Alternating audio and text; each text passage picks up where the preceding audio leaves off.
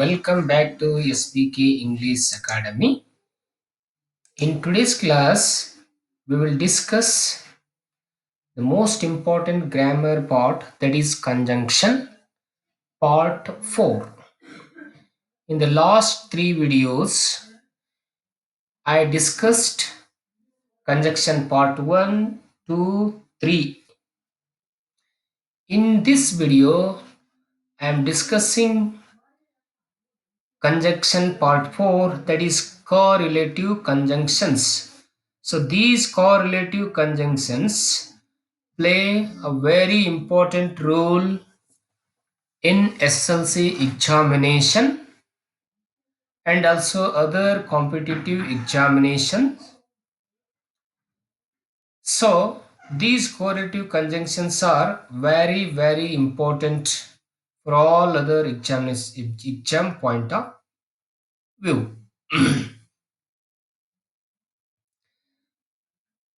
First, we discussed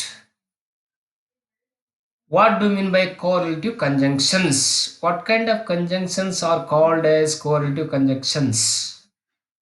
ನಾವು ಮೊದಲು ಕೋರಿಲೇಟಿವ್ conjunction ಅಂತಂದ್ರೆ ಯಾವುವು, ಅವಕ್ಕೆ ಕೋರಿಲೇಟಿವ್ ಕಂಜಂಕ್ಷನ್ಸ್ ಅಂತ ಯಾಕೆ ಕರಿತೇವೆ ಅನ್ನೋದನ್ನ ನೋಡೋಣ.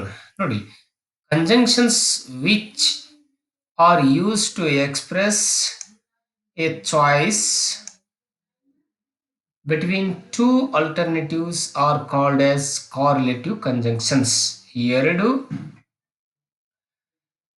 ಆಯ್ಕೆಯನ್ನ ಮಾಡೋದ್ರಲ್ಲಿ, ಎರಡರಲ್ಲಿ ಒಂದನ್ನ ಆಯ್ಕೆ ಮಾಡುವಂತ ಸಂದರ್ಭದಲ್ಲಿ, ಆ ಒಂದು ಸ್ಥಿತಿಯನ್ನ ವ್ಯಕ್ತಪಡಿಸುವ ಸಂದರ್ಭದಲ್ಲಿ ಈ ಕಾರ್ಲೇಟಿವ್ ಕಂಜಂಕ್ಷನ್ಸ್ ಅನ್ನ ನಾವು ಬಳಸ್ತೇವೆ.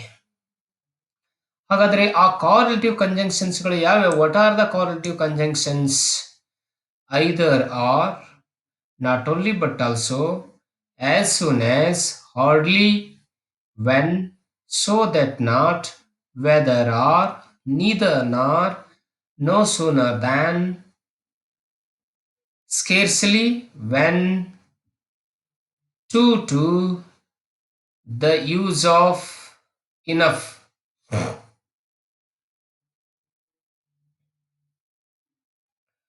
So these are very important correlative conjunctions. Now we have to discuss these conjunctions one by one.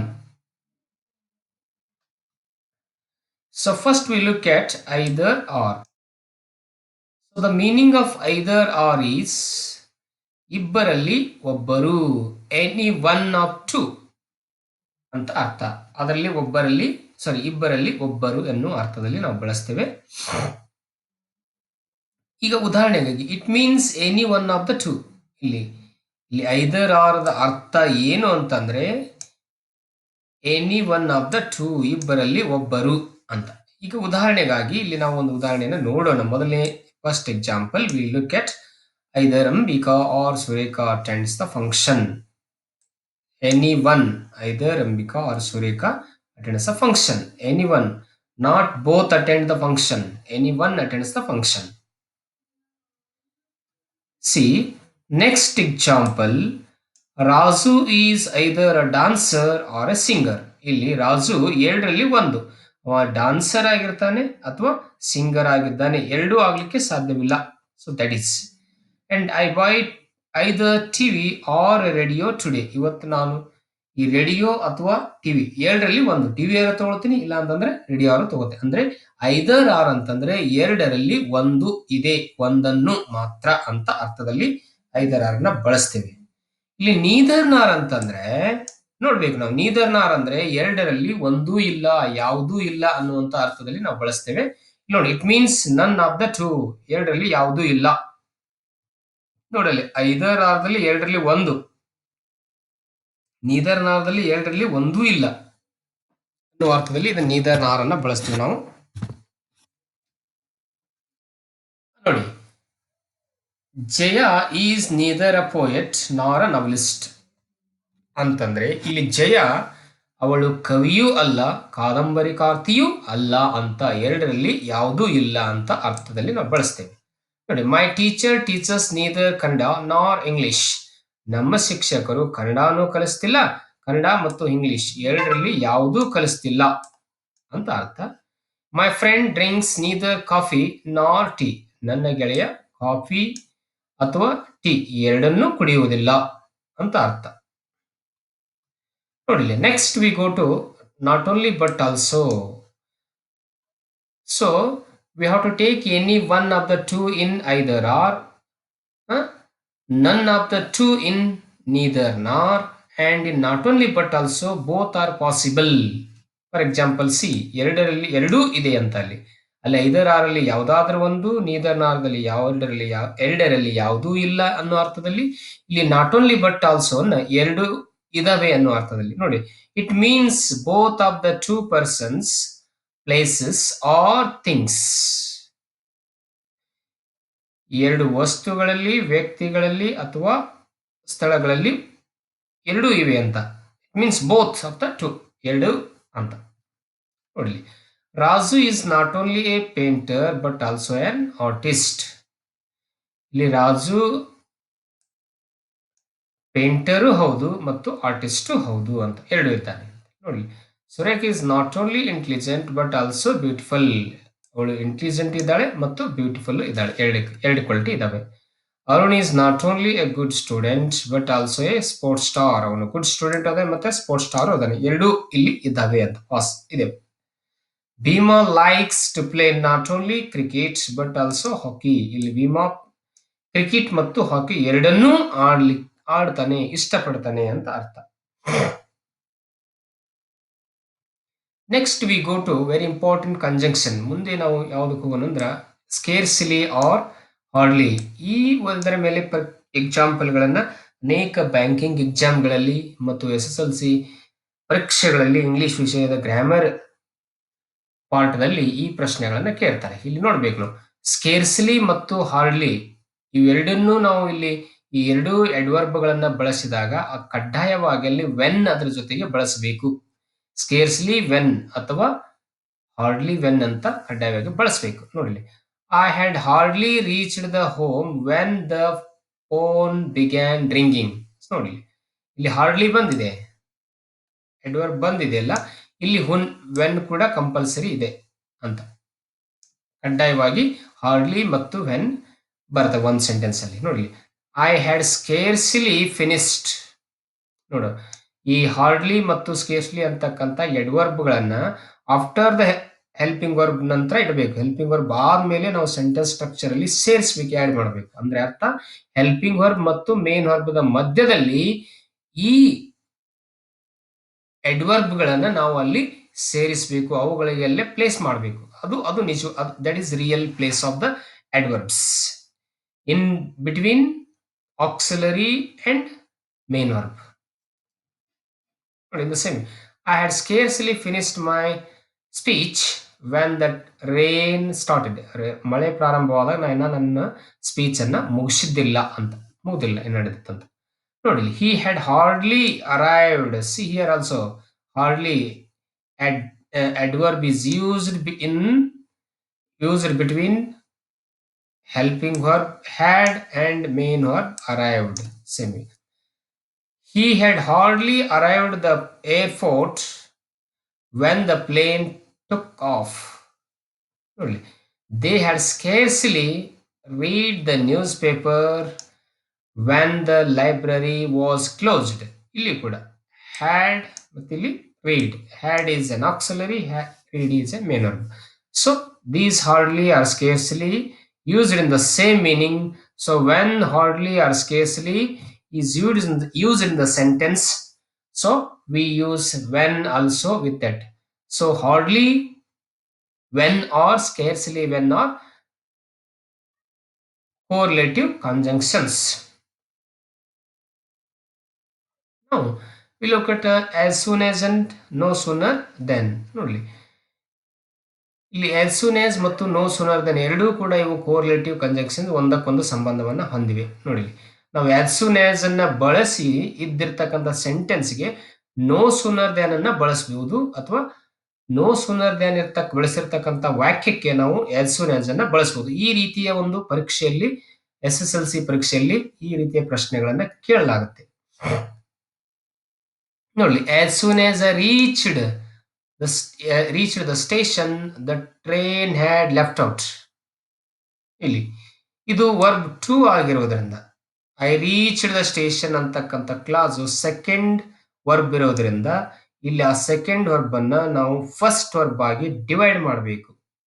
ಅಂದಾಗ no soon as soon as ಇದ್ದ ಸ್ಥಳಕ್ಕೆ ನಾವು ಏನ್ ಮಾಡಬೇಕು, ನೋ ಸೂನರ್ ಅನ್ನ ಬರ್ಕೋಬೇಕು.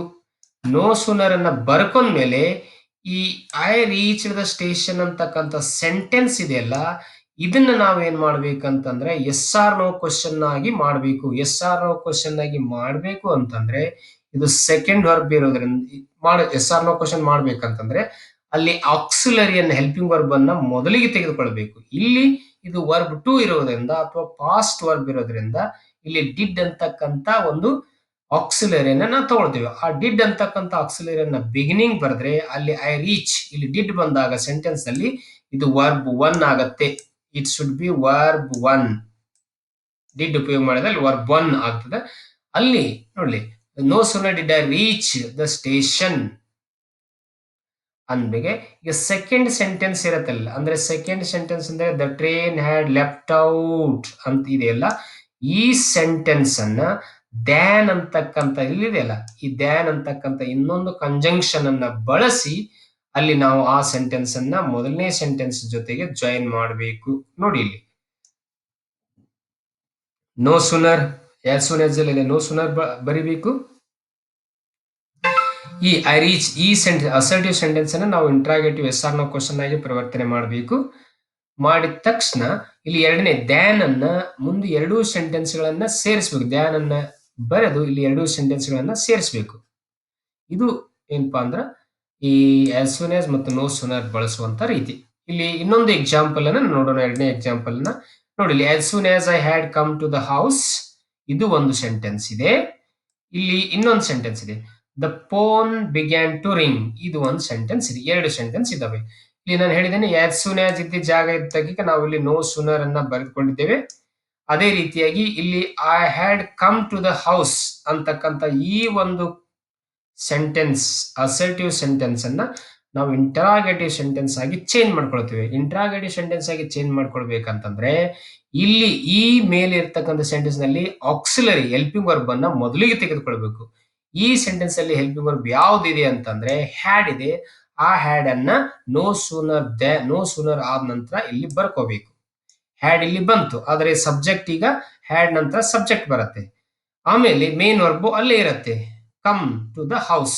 ಇದು ಒಂದು ವಾಕ್ಯ ಇಲ್ಲಿಗೆ ಮುಗೀತು.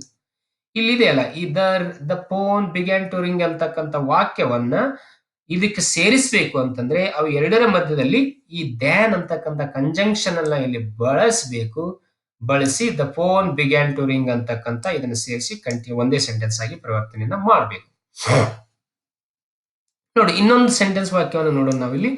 ಈ as soon as he got in to the theatre the film had started ಅಂತ ಒಂದು ಸೆಂಟೆನ್ಸ್ ಇದೆ. ಇಲ್ಲಿ ನಾನು ಹೇಳಿದ್ದೇನೆ ಆಸ್ ಸೂನ್ ಆಸ್ ಬರದಲ್ಲಿ ನೋ ಸೂನರ್ ಅನ್ನ ಬರೆದುಕೊಂಡಿದ್ದೇವೆ. ಹೀಗೆ ಇಲ್ಲಿ he got in to the theatre ಅಂತಕ್ಕಂಥ ಸೆಂಟೆನ್ಸ್ ಅನ್ನ interrogative sentence especially as R no question ಆಗಿ ಚೇಂಜ್ ಮಾಡ್ಕೋಬೇಕು. ಚೇಂಜ್ ಮಾಡ್ಕೊಂಡಾಗ ಅದೇನಾಗ್ತದೆ, ಇಲ್ಲಿ ಸೆಕೆಂಡ್ ವರ್ಬ್ ಇರೋದ್ರಿಂದ ಅಲ್ಲಿ ಡಿಡ್ ಸಿಂಪಲ್ ಪಾಸ್ಟ್ ಇರೋದ್ರಿಂದ ಆಕ್ಸಿಲರಿ ಡಿಡ್ ಅಂತಕ್ಕಂಥ ಆಕ್ಸಿಲರಿನ ಸಿಂಪಲ್ ಪಾಸ್ಟ್ ಟೆನ್ಸ್ ಅಲ್ಲಿ ನಾವು ಬಳಸ್ತೇವೆ.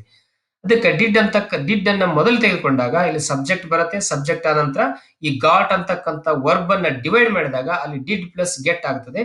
ಅದಕ್ಕೆ ಇಲ್ಲಿ ವರ್ಬ್ ಒನ್ ಬರುತ್ತೆ. ಇಲ್ಲಿ ಈ ವರ್ಬ್ ಒನ್ ಅನ್ನು ತಗೊಂಡು ಈ ಸೆಂಟೆನ್ಸ್ ಇಲ್ಲಿಗೆ ಮುಗೀತು. ಹೀಗೆ ಮುಂದೆ ಇದೆಯಲ್ಲ ಈ sentence the film had started ಅಂತಕ್ಕಂಥ ಸೆಂಟೆನ್ಸ್ ಇದೆಯಲ್ಲ, ಈ ಸೆಂಟೆನ್ಸ್ ಅನ್ನ ಇದರ ಮುಂದೆ ದ್ಯಾನ್ ನಂತರ ಇಲ್ಲಿ ಹಚ್ಕೋಬೇಕು. ಇಲ್ಲಿ ದ್ಯಾನ್ ಅಂತಕ್ಕಂಥ ಕಂಜಂಕ್ಷನ್ ನೋ ಸೂನರ್ ದ್ಯಾನ್ ಆ ಕಂಜಂಕ್ಷನ್ ಅನ್ನು ಹಚ್ಚಿ ಈ ಸೆಂಟೆನ್ಸ್ ಅನ್ನು ಇಲ್ಲಿ ಸೇರಿಸಬೇಕು.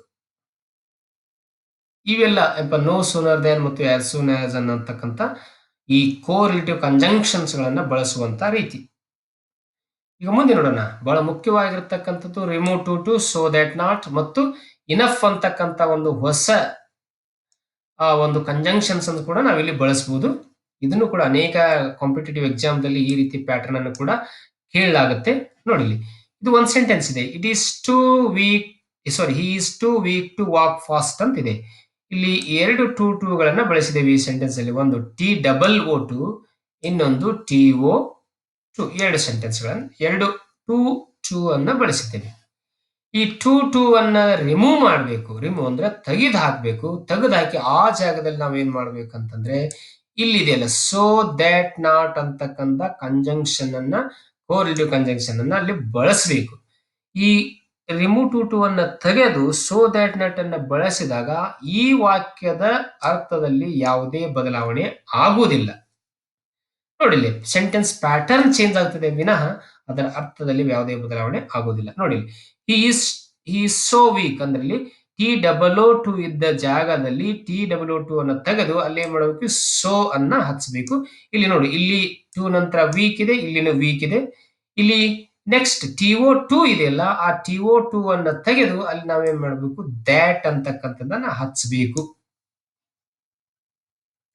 ದ್ಯಾಟ್ ಹಚ್ಚಿದ ಮೇಲೆ ಹೀಗ್ ವಾಕ್ ಫಾಸ್ಟ್ ಅಂತದಲ್ಲ, ಇಲ್ಲಿ ನಾಟ್ ಅನ್ನ ಸೇರಿಸಬೇಕಾಗಿದೆ. ಇಲ್ಲಿ ನಾಟ್ ಸೇರಿಸ್ಬೇಕಂದ್ರೆ ಹಿ ಕೆನಾಟ್, ಈ sentence he cannot walk fast ಅಂತ ಸೇರಿಸ್ಬೇಕಂದ್ರೆ ಇಲ್ಲಿ ಸಬ್ಜೆಕ್ಟ್ ಯಾವ್ದಿರದಲ್ಲ ಆ ಸಬ್ಜೆಕ್ಟ್ ಅನ್ನ ತೆಗೆದುಕೊಳ್ಬೇಕು. ಒಂದ್ ವೇಳೆ ಸಬ್ಜೆಕ್ಟ್ ನೇಮ್ ಇದ್ರೆ ಅಥವಾ ಏನಾದ್ರೂ ವಸ್ತುವಿನ ಹೆಸರಿದ್ರೆ ಅಲ್ಲಿ ಅದರ ಪ್ರನೌನ್ ಅನ್ನ ನಾವು ತೆಗೆದುಕೊಳ್ಬೇಕು. ಇಲ್ಲಿ ಹಿ ಇದೆ ಆಲ್ರೆಡಿ. ಒಂದ್ ವೇಳೆ ಇಲ್ಲಿ ರಾಜು ಇತ್ತಂತಂದ್ರೆ ಇಲ್ಲಿ ಹಿ ಕೆನಾಟ್, ಇಲ್ಲಿ ರಾಣಿ ಇದ್ರೆ ಇಲ್ಲಿ ಸಿ ಕೆನಾಟ್ ವಾಕ್ ಫಾಸ್ಟ್ ಅಂತ ಆಗ್ತಿತ್ತು. ಯಾಕಂದ್ರೆ ಅವುಗಳ ಪ್ರನೌನ್ ನಾವು ಇಲ್ಲಿ ತೆಗೆದುಕೊಳ್ಬೇಕು. ಒಂದು ನೆಕ್ಸ್ಟ್ ಇಲ್ಲೊಂದಿದೆ ಎಕ್ಸಾಂಪಲ್ ನ ಇನಫ್ ಅನ್ನು ಕೂಡ ನಾವು ಬಳಸಬಹುದು. ಇಲ್ಲಿ ಇದು ಕೂಡ ಪರೀಕ್ಷೆಯಲ್ಲಿ ಕೇಳುವಂತ ಸಾಧ್ಯತೆ ಇರುತ್ತೆ. He is strong enough to walk fast. ಇಲ್ಲಿ ಸ್ಟ್ರಾಂಗ್ ಅದರ ಅಪೋಸಿಟ್ ಅನ್ನ ತೆಗೆದುಕೊಳ್ಬೇಕು ನಾವು. ವೀಕ್ ಇದೆಯಲ್ಲ ಅದರ ಅಪೋಸಿಟ್ ಆಗಿರ್ತಕ್ಕಂಥ ಎಡ್ಜೆಕ್ಟಿವ್ ಅನ್ನ ತೆಗೆದುಕೊಂಡು ಆ ಎಡ್ಜೆಕ್ಟಿವ್ ಮುಂದೆ ಇನಫ್ ಅಂತಕ್ಕಂಥ ಕಂಜಂಕ್ಷನ್ ಅನ್ನು ನಾವು ಆಡ್ ಮಾಡಿಕೊಂಡು ಮುಂದೆ ಸೆಂಟೆನ್ಸ್ ಟು ವಾಕ್ ಫಾಸ್ಟ್ ಅಂತ ಏನಿರತ್ತಲ್ಲ ಅದನ್ನ ಹಾಗೆ ಮುಂದೆ ಅದರ ಮುಂದೆ ಇಡಬೇಕು. ಅವಾಗ ಅದು ಏನಾಗ್ತದೆ, is strong enough to walk. ಈ ಇನಫ್ ಅನ್ನ ಇದರಲ್ಲಿ ಉಪಯೋಗ ಮಾಡಿದ ಹಾಗೆ ಆಗುತ್ತೆ. ಇನ್ನೊಂದು ಉದಾಹರಣೆಯನ್ನು ನೋಡಿ, is to rich to buy the car. ಇಲ್ಲಿ ಕೂಡ ಟು ಅಂತಕ್ಕಂಥ ಎರಡು ಸೆಂಟೆನ್ಸ್ಗಳಿವೆ. ನಾನು ಹೇಳಿದ್ದೇನೆ ಟು ಇದ್ದಲ್ಲಿ T-O-2 ಇದ್ದನ್ನದನ್ನ ತೆಗೆದು ಸೋ ಅನ್ನ ಹಾಕಬೇಕು. ಇಲ್ಲಿ ರಿಚ್ಗೆ ಇಲ್ಲಿ ಕೂಡ ರಿಚ್ ಇದೆ. ಇಲ್ಲಿ T-O-2 ಅನ್ನ ತೆಗೆದು ಇಲ್ಲಿ ನಾವು ದ್ಯಾಟ್ ಹಾಕ್ಬೇಕಂತ ಹೇಳಿದ್ದೇವೆ, ಹಾಕಿದ್ದೇವೆ. ಇಲ್ಲಿ ಈ ಸೆಂಟೆನ್ಸ್ ಸಬ್ಜೆಕ್ಟ್ ಅನ್ನ ಮುಂದೆ ತಗೋಬೇಕು. ಇಲ್ಲಿ ಹಿ ಇದೆ, ಅದೇ ಹಿ ಅನ್ನ ಇಲ್ಲಿ ತಗೊಂಡಿದ್ದೇವೆ. ಇಲ್ಲಿ ಏನ್ ಮಾಡ್ಬೇಕಂತಂದ್ರೆ ಇಲ್ಲಿ ತಪ್ಪಾಗಿದೆ. He cannot buy the new car ಅಂತ ಮಾಡ್ಬೇಕು. ಇಲ್ಲಿ ನಾಟ್ ಅನ್ನ ಸೇರಿಸಬೇಕು. ನಾನು ತಪ್ಪು ಬರೆದಿದ್ದೇನೆ ಇಲ್ಲಿ. He cannot buy the he so rich that he cannot buy the car ಅಂತ ಮಾಡ್ಬೇಕು. ಇದನ್ನ ಮಾಡಿ. ನೆಕ್ಸ್ಟ್ ನೋಡಿ, ಇನಫ್ ಅನ್ನು ಹೇಗೆ ಬಳಸೋದು. ಇಲ್ಲಿ he is rich enough to buy the new car. ಇಲ್ಲಿ ಕೂಡ ಎಡ್ಜೆಕ್ಟಿವ್ ನಂತರ ಆದ್ಮೇಲೆ ಇನಫ್ ಅನ್ನ ಬಳಸಿ ನಾವು ಮುಂದೆ ಈ first sentence to buy the new car ಇದೆಯಲ್ಲ ಅದನ್ನ ಹಾಗೆ ಇಲ್ಲಿ ಕೆಳಗಡೆ ತಂದು ಸೇರಿಸಿಬಿಟ್ರೆ ಇನಫ್ ಅನ್ನು ಕೂಡ ಇದರಲ್ಲಿ ಯೂಸ್ ಮಾಡಿದ ಹಾಗೆ ಆಗತ್ತೆ. ನೋಡಿ, ಇಲ್ಲಿ he is too strong to bend his rod. ಇಲ್ಲಿ ಕೂಡ ಟು ಇದೆ, ಇಲ್ಲಿ ಟು ಇದೆ. ಇಲ್ಲಿ T-O-2 ಇದ್ದಲ್ಲಿ ನಾವು ಸೋ ಹಾಕಿದ್ದೇವೆ. ಇಲ್ಲಿ TO2 ಇದ್ದಲ್ಲಿ ನಾವು ದ್ಯಾಟ್ ಹಾಕಿದ್ದೇವೆ. ಇಲ್ಲಿ ಹಿ ಇದೆ, ಅದೇ ಪ್ರೊನೌನ್ ಅನ್ನು ನಾವು ಇಲ್ಲಿ ಮುಂದೆ ಸಬ್ಜೆಕ್ಟ್ ಅನ್ನ ಕಂಟಿನ್ಯೂ ಮಾಡಿ ಹಿ ಕೆನಾಟ್, ಇಲ್ಲಿ ಆಲ್ರೆಡಿ ಕೊಟ್ಟಿದೆ ನಾಟ್ ಅನ್ನು, ಈ ಕೆನಾಟ್ ಅನ್ನ ಬಳಸಿ ನಾವು ಇಲ್ಲಿ ಸೆಂಟೆನ್ಸ್ ಅನ್ನ ಮಾಡಿದ್ದೇವೆ. ಇಲ್ಲಿ ಕೂಡ ಈ ಸ್ಟ್ರಾಂಗ್ ಇನಫ್ ಟು ಬೆಂಡ್, ಇಲ್ಲಿ ಕೂಡ ಇನಫ್ ಅನ್ನು ಕೂಡ ಇಲ್ಲಿ ನಾವು ಬಳಸ್ಕೊಂಡಿದ್ದೇವೆ. ಈ ರೀತಿಯ ಈ ಪ್ಯಾಟರ್ನ್ ದಲ್ಲಿ ಸೆಂಟೆನ್ಸ್ ಪ್ಯಾಟರ್ನ್ ಇನಫ್ ಅನ್ನ ಬಳಸಬಹುದು. ಇನ್ನೊಂದು ಇಲ್ಲಿ ಸಬ್ಜೆಕ್ಟ್ ಒಂದು ವೇಳೆ ವಸ್ತು ಆಗಿದ್ದಾಗ ಹೇಗ್ ಮಾಡಬೇಕು ನೋಡಿ. ಇಲ್ಲಿ ದಿಸ್ ಟಿ ಅನ್ನೋದು subject. Tea is too hot to drink ಅಂತ ಒಂದು ಸೆಂಟೆನ್ಸ್ ಇದೆ. ಇಲ್ಲಿ ದಿಸ್ ಟಿ, ಇಲ್ಲಿ ಕೂಡ T-O-2 ಇದ್ದಲ್ಲಿ ಸೋ ತಗೊಂಡಿದ್ದೇವೆ, ಇಲ್ಲಿ ಸೋ ತೆಗೆದುಕೊಂಡಿದ್ದೇವೆ. ಹಾಗೆ ಕೂಡ TO2 ಇದ್ದಲ್ಲಿ ನಾವು ಏನ್ ಮಾಡಿದೇವಪ್ಪ ಅಂದ್ರೆ ದ್ಯಾಟ್ ಅನ್ನ ತಗೊಂಡಿದ್ದೇವೆ. ಇಲ್ಲಿ ದಿಸ್ ಟಿ, ಈ ಟಿ ಪ್ರನೌನ್ ಏನಾದಪ್ಪ ಅಂದ್ರೆ ಇಟ್ ಆಗುತ್ತೆ, ಅದರ ಪ್ರನೌನ್ ಅನ್ನು ನಾವು ಇಲ್ಲಿ ತಗೊಂಡಿದ್ದೇವೆ. ಇಲ್ಲಿ ಕೆನಾಟ್, ಈ ನಾಟ್ ಇದೆಯಲ್ಲ ಈ ನಾಟ್ ಅನ್ನ ಇಲ್ಲಿ ತೆಗೆದುಕೊಂಡಿದ್ದೇವೆ. ಇಲ್ಲಿ this T so hot that it can't B drunk ಅಂತ ಮಾಡಿದ್ರು ಕೂಡ ಸರಿ, ಅಥವಾ this T is hot enough to drink, ಇದು ಇನಫ್ ಅನ್ನ ಉಪಯೋಗ ಮಾಡಬಹುದು. ಇದು ಇನ್ನೊಂದು ಸೆಂಟೆನ್ಸ್ ಅನ್ನ this T is so hot that no one can drink it ಅಂತನೂ ಮಾಡಬಹುದು. ಈ ರೀತಿಯಾಗಿ ಈ ಸೆಂಟೆನ್ಸ್ ಅನ್ನು 2 ರೀತಿಯಲ್ಲಿ ಮಾಡಬಹುದು. ನೋಡಿ ಇಲ್ಲಿ ಟೈಪ್ 2 ಅದು ಇಲ್ಲಿವರೆಗೆ ನೋಡಿರ್ತಕ್ಕಂಥದ್ದು remove too so that not ಅನ್ನ ಒಂದು ಟೈಪ್ ಅಲ್ಲಿ ನೋಡಿದ್ದೇವೆ. ಇನ್ನೊಂದು 2ನೇ ಟೈಪ್ ಅಲ್ಲಿ ಹೇಗೆ ನಾವು ಬರಿಬಹುದು ಅಂತಂದ್ರೆ ಇಲ್ಲಿ ಒಂದು ಸೆಂಟೆನ್ಸ್ ಅನ್ನ ಹೇಳ್ತೇನೆ ನಾನು. ಅಲ್ಲಿ ಟು ಬದಲಾಗಿ ಇಲ್ಲಿ ಏನ್ ಮಾಡಿದೀವಿ ಅಂತಂದ್ರೆ ವೇರಿಯನ್ನ ಬಳಸ್ಕೊಂಡಿದ್ದೇವೆ. ಇಲ್ಲಿ ಕೆನಾಟ್ ಆಲ್ರೆಡಿ ಇದೆ ನೋಡಿ. ಇಲ್ಲಿ the sun is very hot, I cannot go out. Sun ಬಹಳಷ್ಟು ಹಾಟ್ ಆಗಿದೆ, ಅದಕ್ಕೆ ನಾವು ಹೊರಗೆ ಹೋಗಲ್ಲ ಅಂತಿದೆ. ದ ಸನ್ ಈಸ್ ನೋಡಿ ಇಲ್ಲಿ ವೆರಿ, ಅಲ್ಲಿ ಟು ಇರ್ತಿತ್ತು, ಇಲ್ಲಿ ವೆರಿ ಇರ್ತಿತ್ತಲ್ಲ. ಈ ಮೊದಲ ವೆರಿ ಇದ್ದದನ್ನ ತೆಗೆದು ಟು ಮಾಡ್ಕೋಬೇಕು. ನಂತರ ಏನಪ್ಪಾ ಅಂದ್ರೆ ನೋಡಿ the sun is too hot for me. ಇಲ್ಲಿ ಅಲ್ಲಿ ಐ ಇದ್ರೆ ಇಲ್ಲಿ ಫಾರ್ ಮೀ ಅಂತ ತಗೋಬೇಕು. To go out. ಇಲ್ಲಿ ನೋಡಿ the sun is so hot, ಅದಕ್ಕೆ ಈ ಟು ಬಳಸ್ಕೊಂಡ್ ಇಲ್ಲಿ ಇದರಲ್ಲಿ ಬಳಸಿದ ಮೇಲೆ ಮತ್ತೆ ಅದೇ ಸೆಂಟೆನ್ಸ್ ಗೆ ನಾವು ಇಲ್ಲಿ ಏನ್ ಮಾಡ್ಬೇಕು ಅಂತಂದ್ರೆ ಸೋ ದ್ಯಾಟ್ ನಾಟ್ ಅನ್ನ ಹಾಕಬೇಕು. ಇಲ್ಲಿ ನೋಡಿ TO2 ತೆಗೆದು ಸೋ ಹಾಕಿದ್ದೇವೆ. ಇಲ್ಲಿ ಹಾಟ್ ಇದೆ, ಇಲ್ಲಿ ಫಾರ್ ಇದೆ. ಈ ನೆಕ್ಸ್ಟ್ ಸೆಂಟೆನ್ಸ್ ಅನ್ನ ಇಲ್ಲಿದೆ ಅಲ್ಲ ಮೇಲ್ಗಡೆ ನೋಡ್ಕೋಬೇಕು. ಈ ಸೆಂಟೆನ್ಸ್ ಇದೆಯಲ್ಲ, ಈ sentence I cannot go out ಇದೆಯಲ್ಲ, ಇಲ್ಲಿ that I cannot go out ಅಂತ ಸೇಮ್ ಸೆಂಟೆನ್ಸ್ ಅಲ್ಲಿ ಇಟ್ಕೋಬೇಕು. ಇನ್ನೊಂದು the sun is hot enough for me to go out. ಈ ರೀತಿ ಕೂಡ ನಾವು ಇನಫ್ ಅನ್ನ ಇಲ್ಲಿ ಬಳಸ್ಕೋಬಹುದು. ಅದೇ ರೀತಿ this route is very long, he can not run the race. ಇಲ್ಲಿ ವೆರಿ ಇದ್ದಲ್ಲಿ ಟು ಹಾಕಿದ್ದೇವೆ, ಈ ಕಡೆ ಟು ತೆಗೆದುಕೊಂಡಿದ್ದೆ, ಒಂದೇ ಸೆಂಟೆನ್ಸ್ ಅನ್ನ ಮಾಡಿ this route is too long for him to run the race. ಇದೇ ರೀತಿ ನೆಕ್ಸ್ಟ್ ಸೆಂಟೆನ್ಸ್ ಇದು ನೋಡಿ, this route is so long that he cannot run the race ಅಂತಾನೆ ಹೇಳ್ಬೋದು ಈ ರೀತಿ.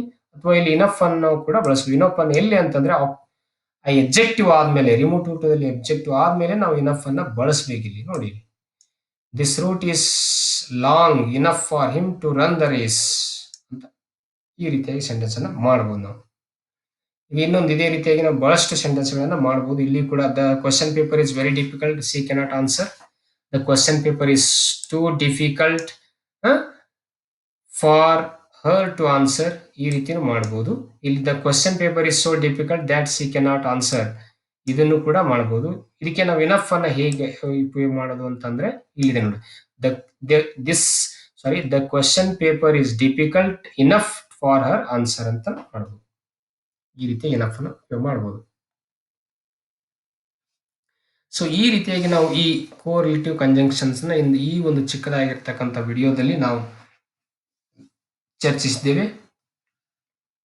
ನೀವೇನಾದ್ರೂ ನಮ್ಮ ಚಾನೆಲ್ಗೆ ಸಬ್ಸ್ಕ್ರೈಬ್ ಆಗಿರದಿದ್ದರೆ ಸಬ್ಸ್ಕ್ರೈಬ್ ಆಗಿ, ಈ ಒಂದು ವಿಡಿಯೋವನ್ನ ನಿಮ್ಮ ಫ್ರೆಂಡ್ಸ್ಗೆ ಶೇರ್ ಮಾಡಿ ಮತ್ತು ಲೈಕ್ ಮಾಡಿ ಮತ್ತು ಕಾಮೆಂಟ್ ಮಾಡಿ ಅಂತ ಹೇಳ್ತಾ ಇಂದಿನ ಈ ಒಂದು ಗ್ರಾಮರ್ ವಿಡಿಯೋನ ಮುಗಿಸ್ತೇವೆ. ಮತ್ತೆ ನಾಳೆ ಮತ್ತೊಂದು ಗ್ರಾಮರ್ ಅಥವಾ ಗ್ರಾಮರ್ ವಿಡಿಯೋದೊಂದಿಗೆ ಮತ್ತೆ ಬರೋಣ. ಅಲ್ಲಿವರೆಗೂ ಬಾಯ್.